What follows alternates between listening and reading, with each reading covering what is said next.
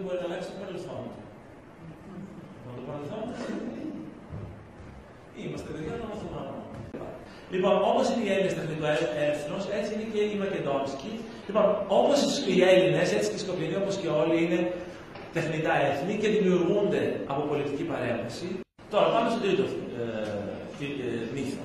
Ότι οι Έλληνες έχουν υπάρξει θύματα εθνοκαθάρσεων, γενοκτονιών.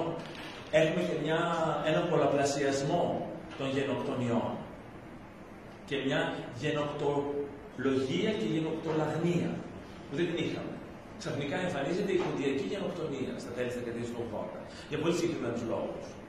Αποφασίζει το ελληνικό πολιτικό σύστημα και στη συνέχεια η Βουλή των Ελλήνων να αναγάγει τα δραματικά τραγικά γεγονότα των Ελλήνων ποντίων στη Μαύρη Θάλασσα σε γενοκτονία.